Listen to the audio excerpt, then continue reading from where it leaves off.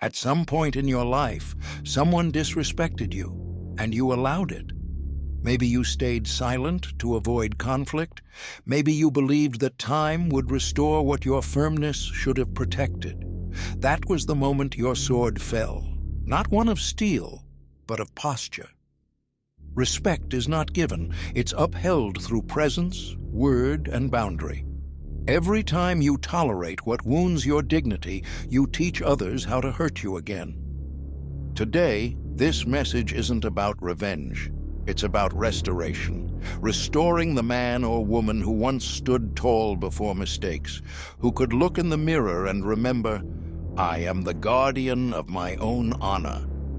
You were taught to believe that being respected means being accepted, that silence in the face of injustice is maturity, that yielding is wisdom, lies, every one of them.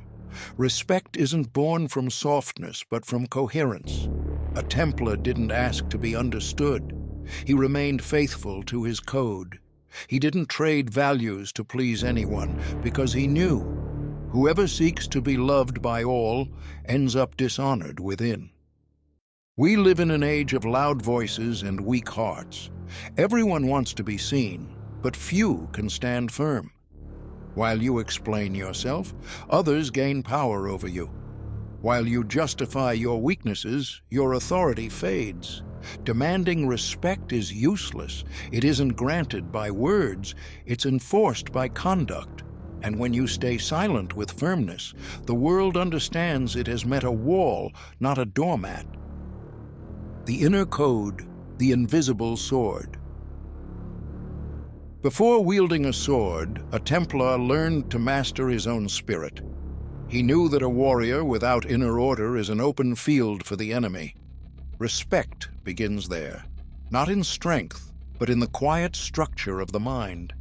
You lose respect when your soul is disordered, when your word changes with your mood, when your discipline falters, when your faith bends before fear. True respect is born from self-control. The modern world celebrates freedom, but despises discipline. It wants power without obedience, glory without sacrifice. But there is no respect without inner hierarchy. The Templar knelt only before God, and that's why no man could make him bow. Look within. How many times have you betrayed your own commandments? Slept when you promised to keep watch? Stayed silent when you should have spoken? Yielded when you should have resisted? Each slip is a shard of your inner sword falling to the ground. Demanding respect from others without first earning your own is foolishness. Whoever doesn't master the heart becomes a servant to emotions and a puppet to the winds. Reclaiming your respect begins with a silent vow. Today my soul will stay quiet before chaos and obey my will. Your invisible sword is your character, and when it shines, even your enemies fall silent. The boundary, where kindness becomes weakness. There's a fine line between being good and being weak. The Templar knew that border and guarded it like a sanctuary. He helped the innocent but never tolerated the unjust. His sword served compassion, but also correction. Many lose respect because they confuse humility with servitude. They call fear of confrontation patience, and they wear the mask of peace to justify their own cowardice. To be peaceful isn't to lower your head, it's to keep it high without shouting. Kindness without limits becomes an invitation to abuse, and the one who always understands everyone else eventually forgets who they are. Respect is born where your kindness meets your firmness. The man who can't say enough teaches others to walk over him. The Templars had a code: never strike first, but never retreat when justice calls. That's the difference between the weak and the just. The weak stay silent to preserve comfort. The just stand up to preserve value. If you want respect, learn to set boundaries without apologizing. A boundary is the gate that guards your dignity. And when that gate closes, even those who dislike you begin to respect you. Posture. Speak little, act much. True respect isn't requested, it's recognized. A Templar didn't need to shout to be heard. His presence was enough. Every gesture said, "I know who I am." That's what intimidates the world most, a man who knows his worth. Words, when overused, drain authority. The one who talks too much is trying to convince even himself. But the warrior who keeps his peace communicates what no speech can: command. There is power in silence, the steady gaze, the measured step, the calm voice. That composure is the spirit's shield. When you respond to provocation with serenity, you prove nothing rules you. A Templar knew that losing his temper meant losing command of his own ranks. Today, many rush to answer everything: comments, criticism, attacks. They try to prove they're right, and in doing so, waste energy and respect. Learn this: every time you over-justify, you shrink yourself. Every time you react on impulse, you hand away your power. Templar posture is quiet action. He did, and the outcome spoke.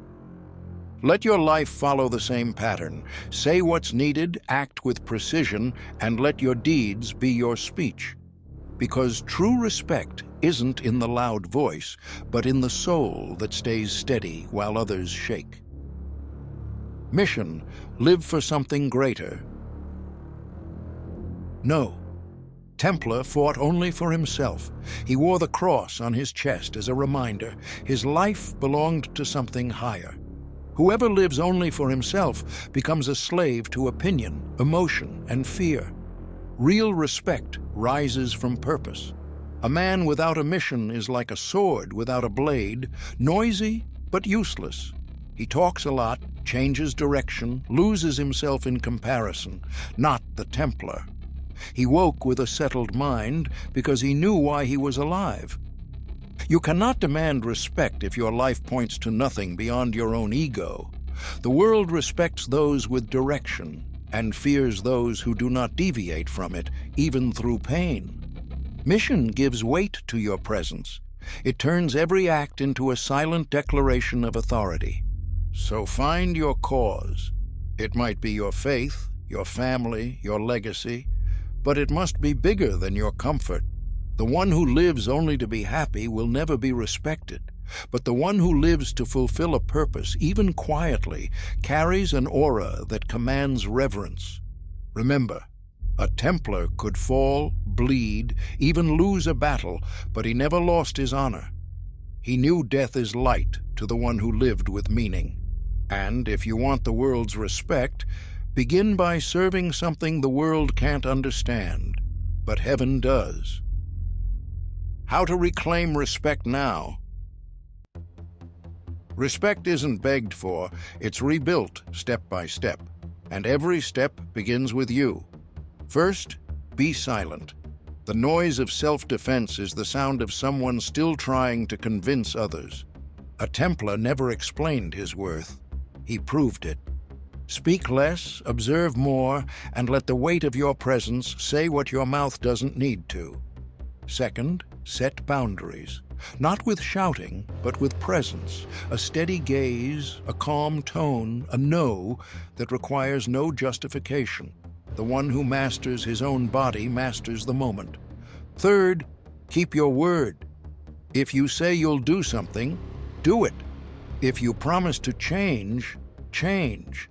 Every promise kept is a stone in the fortress of your authority. And finally, serve a purpose. Daily discipline, self-control, and focus on something greater will make respect return naturally. For 7 days, act like a Templar. No complaints, no explanations, only conduct. When your soul aligns with your code, the world will no longer look down on you. It will look up to you. The respect that was taken from you was never truly lost, only buried beneath layers of fear and silence. But today, you find it again, because what slept within you wasn't weakness, it was patience, and that patience has ended.